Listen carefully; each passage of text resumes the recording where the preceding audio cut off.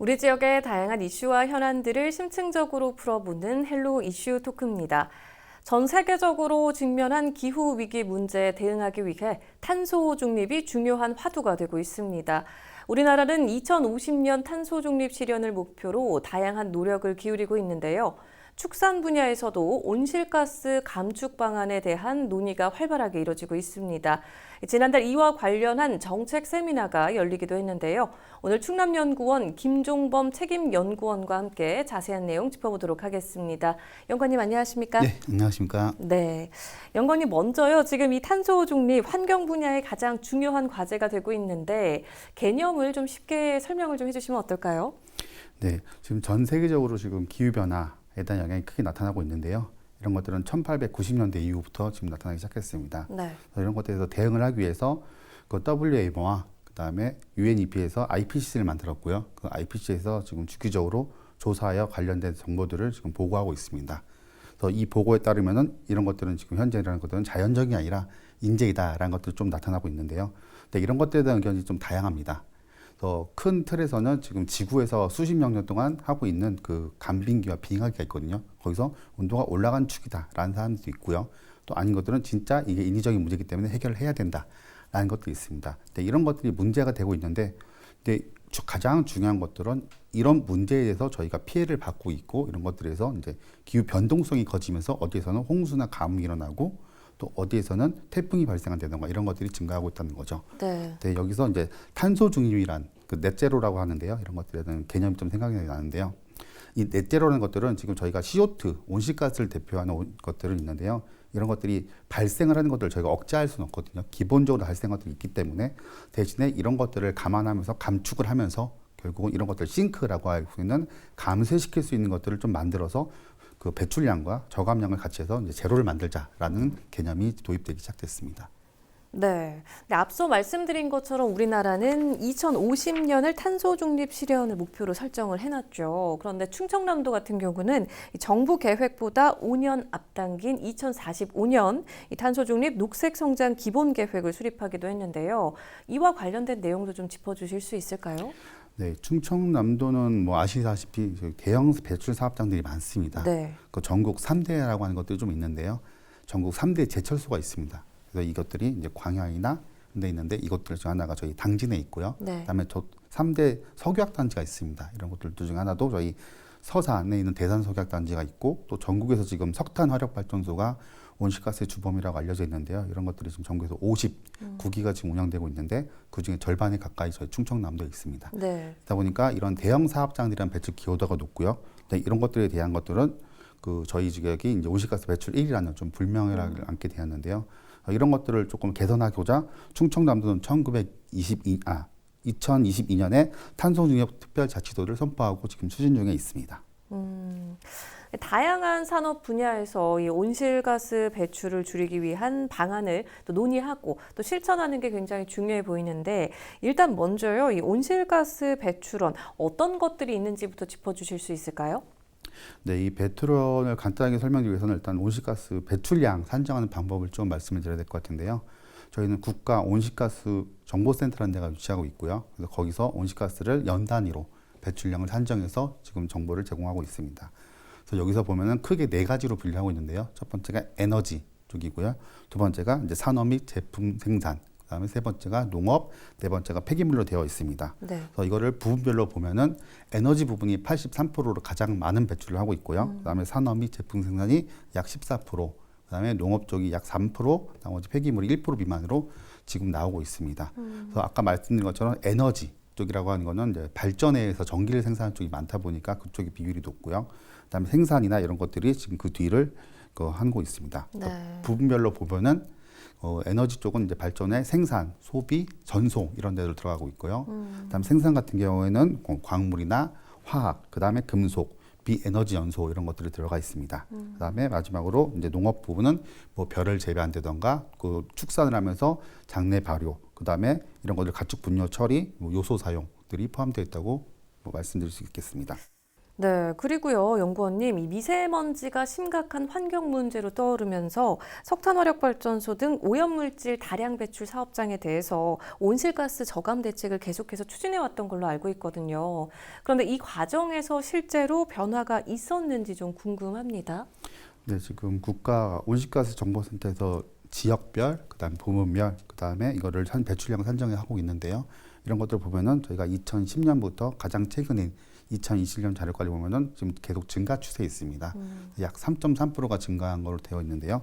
근데 반대로 충청남도는 한 12.2%가 감소한 걸로 나타나고 있습니다. 네. 저처럼 좀 많이 감소를 하고 있는데요. 이 감소한 것에 영향을 살펴보면은 결국은 저희가 석탄화력 발전소가 배출량 좀 많이 다고 말씀드렸는데요. 저희가 보령 화력이 지금 1호기가 지금 폐쇄가 됐습니다. 그래서 폐쇄되면서 이런 것들에 대한 저감 효과가 지금 나타나고 있고요. 두 번째가 그 외에도 대형 배출 사업장들이 다양한 기술들을 적용하고 있고, 그다음에 충청남도의 다양한 정책들이 효과를 보고 있지 않을까라는 좀 방안이 있고요. 또 하나가 좀 얼마 전에 코로나 이슈가 있었잖아요. 네. 코로나 팬데믹 때문에 그 에너지나 이런 것들에 대한 생산량이 조금 줄면서 그런 것들에 대한 영향도 어느 정도 미치지 않았을까 판단하고 있습니다. 알겠습니다. 자, 오늘은요, 이 축산 분야에서의 온실가스 감축 방안에 대해서 좀 집중적으로 살펴보려고 하는데요. 충청남도는 전국 최대 규모의 축산 지역으로 알려져 있죠. 네. 그래서 그만큼 온실가스 배출량도 많은가 또 이렇게 궁금하기도 한데 전국적으로 비교해 봤을 때 어떻습니까? 일단 제가 지금 충남 홍성에서 지금 거주를 하고 있거든요. 네. 근데 지금 저희 충청남도가 2013년도에 대전에서 지금 도청이 이사를 오게 됐습니다. 이사를 오게 되면서 저희가 내포 신도시라고 해서 홍성과 예산을 묶어서 지금 첨담도시가 지금 설립이 되었는데요. 내포 신도시를 검색하게 되면 가장 먼저 붙는 게 악취, 그다음에 이런 축산 이런 것들이 같이 붙게 되더라고요. 저도 2018년에 와서 자다가 갑자기 놀래서 깬 적도 있었고요. 그 정도로 네. 악취가 많이 심했었습니다. 근데 지금은 많이 개선이 된 상황인데도 불구하고 아직도 일부 구간에서는 악취가 많이 배출되고 있는 것으로 나타나고 있습니다. 네, 충청남도는 지금 전국으로 봤을 때 사육두수로 보면요. 돼지가 1위고요. 그다음에 소, 닭이 3위로 나타나고 있습니다. 제가 그 충청남도에 대한 조사를 하기 전까지는 그래도 경기도나 네. 강원도 쪽에서 횡성이 유명하잖아요. 네. 저희도 홍성도 지금 축산이 그 대표 산물로 되어 있는데요. 저희도 홍성이라고 하면은 횡성이라고 알아시는 분이 많거든요. 네. 그 정도로 지금 이미지가 없었는데도 불구하고 배출량이 지금 많이 하고 있다라는 것들은 결국은 이제 사육 두수가 가장 많다라는 것들이 문제인데요. 근데 이런 것들이 저희가 판단하기에는 결국은 수도권 쪽에서 특히 서울을 대비해서 이제 산업이나 이런 것들을 지방으로 많이 분산을 시키게 되었고 그런 것들이 서울에서 수도권, 그다음 경기, 그러니까 충남까지 이게 많이 그 남하하다 보니까 그런 것들은 좀 영향이 많지 않을까라는 것들을 저희가 판단하고 있습니다. 네. 그래서 지금 온실가스 배출 지역이라고 해서 저희가 보면은 아까 2.6%라고 저희가 말씀을 드렸거든요. 근데 이런 것들에 대해서 이제 비율이 상대적으로 높지는 않습니다. 아까 에너지나 산업 이런 것들이 거의 한 90% 이상을 차지하는 것 대비 네. 축산 분야에서 온실가스 배출량은 그렇게 많지는 않은데요. 네. 근데 문제는 여기서 배출되는 오염 물질들이 그 CO2라는 온실가스를 GWP라고 하는데요. 여기서 이걸 1로 했을 때 그 메탄, 아산화질소라는 것들이 배출되는데 이런 것들이 21, 310배. 그래서 배출 개수가 좀 더 크다는 거죠. 그래서 상대적으로 낮은 배출량에 비해 그 높은 배출 개수가 있는 물질들이 배출이 되기 때문에 네. 이런 것들이 영향이 클 수 있고 그래서 이런 것들이 관리를 해야지만 앞으로 우리가 장기적으로 온실가스를 감축하는데 많은 효과가 있을 것이다라고 해서 지금 이런 도전이 지금 되고 있습니다. 네. 근데 얼마 전에 이와 관련해서 또 정책 세미나도 열렸는데 어떤 논의가 이뤄졌습니까? 네, 저희 그 충청남도는 도정을 지원하기 위해서 설립된 연구기관이고요. 그러다 보니까 도에서 어떤 것들이 이슈가 되고 있고 어떤 것들을 개선해야겠다 이런 것들을 매년 논의를 하고 있습니다. 네. 그러다 보니까 지금 저희 도지사님께서 가장 이슈가 되고 있는 것이 환경부에서는 탄소 중립이시거든요. 네. 그래서 탄소 중립을 개선하자라는 저희도 연구를 조금 기획을 하고 있었고요. 그러던 중에 저희 그 환경산림국에서 올해 축산 분야에 메탄 저감을 해서 온실가스를 35% 저감하겠다라는 것을 올해 3월달에 발표를 하시게 됐습니다. 그래서 그런 것들을 기준으로 해서 그러면 우리가 축산 분야에서 온실가스를 어떻게 감축할 것인가라고 해서 TF팀을 만들게 됐고요. 네. 그 TF팀에서 제가 이제 연구 책임을 맡아서 지금 축산 분야에서 온실가스를 저감할 수 있는 방안을 좀 마련해 보자라고 해서 저는 기술 쪽 연구를 하다 보니까 공학 베이스에서 저간 기술을 적용한 것들로 지금 추진을 하고 있습니다. 그래서 이런 것들에 대해서 저희가 연구 동향 파악을 좀 많이 하고 있고요. 네. 그러니까 저희도 이제 지자체 연구이다 보니까 이제 국가나 해외에서 사례들을 좀 많이 조사를 하게 되었는데요. 그래서 뭐 국립축산과학원이던가 농림과학원, 그다음에 농촌진흥청 이런 데 다양한 들과 그다음 학교, 그다음에 정책 출연기관들과 같이 좀 연구 교류나 세미나를 지금 진행을 하고 있습니다. 네. 그래서 1차, 2차 교류 세미나를 저희가 3월, 4월에 했었고요. 그다음 말씀드렸던 그 4차 세미나 정책 세미나는 지난 10월 17일 날 저희가 연구 결과에 대한 검토와 활용성을 어떻게 극대화할 것인지에 대해서 그 충청남도의 그 축산환경과를 비롯해서 저희 충남연구원, 그다음에 뭐 생산기술연구원, 기계연구원 등 같은 다양한 전문가들이 모여서 그 결과를 검토하고 이거를 확대시키고 그다음 정량화해서 저희 도정에서 얼마나 삭감했는지 그 삭감량 산정을 위한 연구 결과들을 좀 토론을 했었습니다. 네. 그럼 실제로 이 축산 분야에서 이 온실가스 배출을 줄이기 위한 실천이 좀 계속해서 꾸준히 이어져야 할 것 같다라는 생각이 좀 드는데요. 일단 축산업 현장 농가에서 어떤 방안들을 실천할 수 있을까요? 저희가 결국은 이런 것들을 저감하기 위해서는 측정을 하고 모니터링이 돼야 되거든요.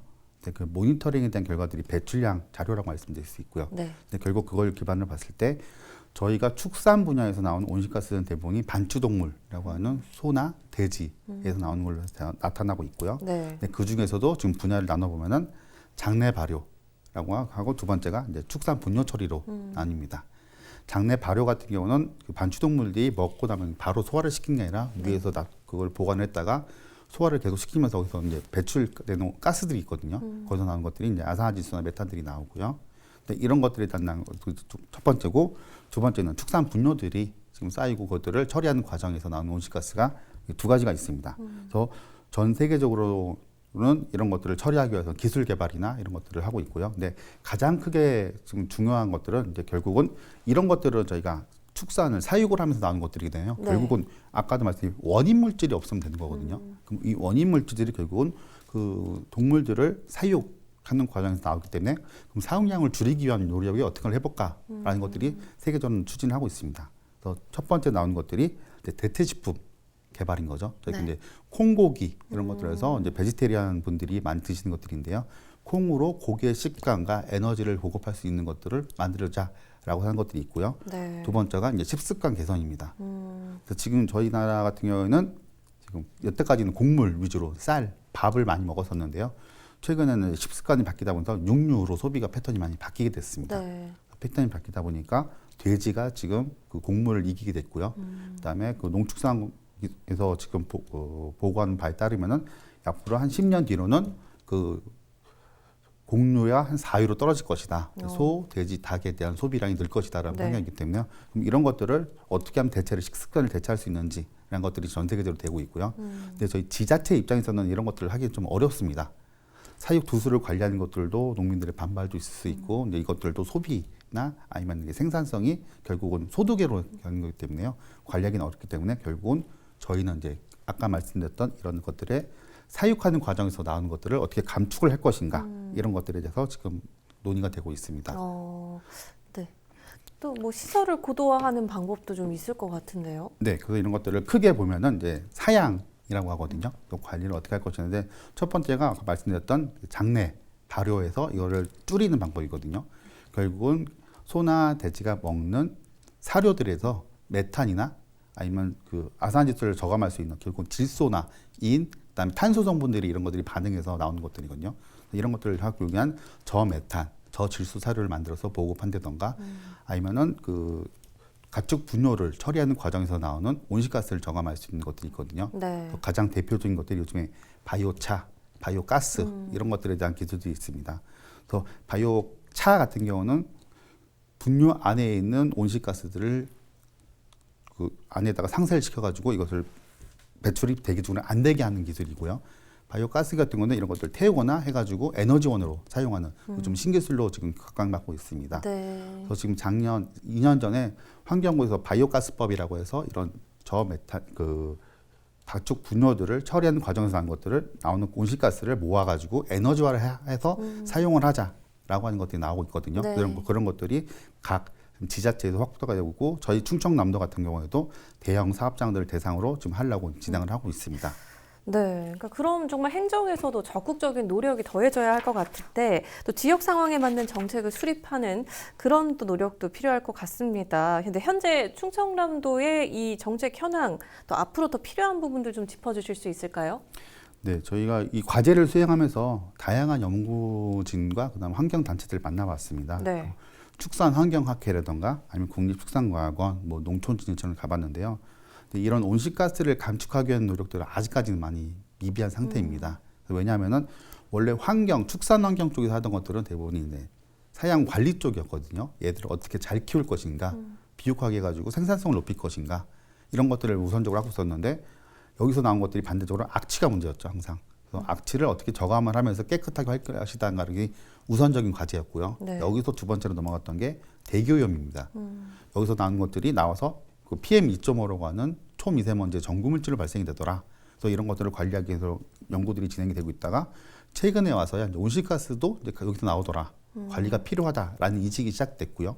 그러다 보니까 축산 쪽에서 환경에 대한 개선이나 관리가 필요하다라는 연구를 지금 진행을 하게 되었습니다. 이제 문제는 이제 축산 분야에서 이런 것들을 하다 보니까 이제 대기나 아니면 온실가스 쪽에 대한 이해도나 지식이 많이 부족하기 때문에 아직까지는 이런 것들의 연구가 초기더라라는 것들이 좀 문제가 되고 있고요. 네. 근데 이런 것들을 더불어서 환경에 대한 그 지식이나 이런 것들을 그 지역에 있는 그 농민들이나 이런 축산업체에서 어떻게 전파를 하고 이런 것들을 같이 운영하고 정책이나 아니면 현장에서 같이 갈 수 있는 것에 대한 것들은 거버넌스가 좀 필요할 것 같거든요. 근데 그런 것들에 대한 요구나 필요성은 많이 증대되고 있는 상황입니다.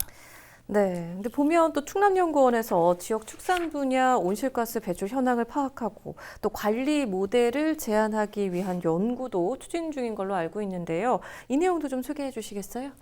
네, 저희가 지금 이런 연구를 하면서 그럼 어떻게 현장에서 그다음에 도의 정책에 반영이 될 수 있을까라는 고민을 많이 해봤습니다.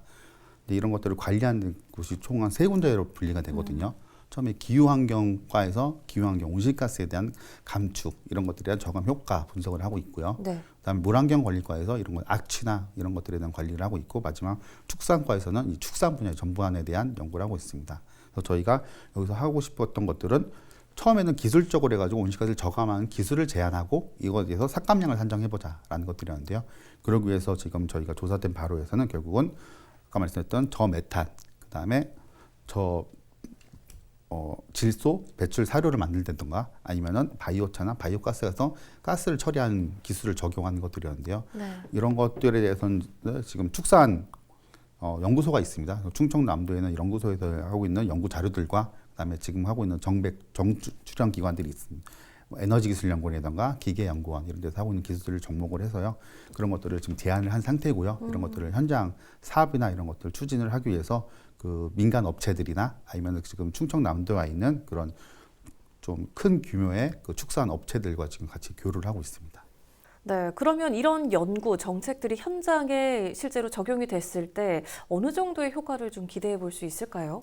네, 저희가 조사된 자료를 기반으로 해서 그 정량화 가능한 기술들을 대상으로 이제 배출량을 한정을 해봤습니다. 네. 그래서 이런 것들을 대상으로 그 정책 시나리오를 제안을 했었고요. 그 제안 시나리오 했을 때를 1번, 그다음에 그 소극적 정책을 했을 때 2번 적극적 정책을 했을 때로 검증을 해봤습니다. 해봤을 때 미래 전망량은 2021년 대비 2030년 배출량이 약 11%가 증가할 것으로 나타났고요. 네. 그거 대비 소극적 정책을 했을 때는 약 3%, 그다음에 적극적 정책을 했을 때는 약 9%의 그 감소를 예측되었습니다. 네, 그럼 실제로 이런 신기술들이 접목이 되면 정말 온실가스 배출이 줄어들 수 있다라는 그런 기대 효과를 저희가 예상해 볼 수 있겠네요. 네, 그렇습니다. 네, 알겠습니다.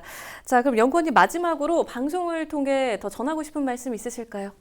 네, 저희 충남연구원은 그 충청남도의 싱크탱크로서 많은 정책 지원을 하고 있습니다. 네, 이런 것들에 대한 것들을 활성화시키고 전파하기 위해서는 주민들의 많은 지원과 격려가 필요할 것으로 판단됩니다. 향후에도 저희가 열심히 연구를 진행할 테니까 관련된 응원과 격려 부탁드리겠습니다. 감사합니다. 네, 알겠습니다. 오늘 축산 분야 온실가스 저감 대책에 대해서 좀 살펴봤습니다. 오늘 말씀 잘 들었습니다. 고맙습니다. 네, 감사합니다.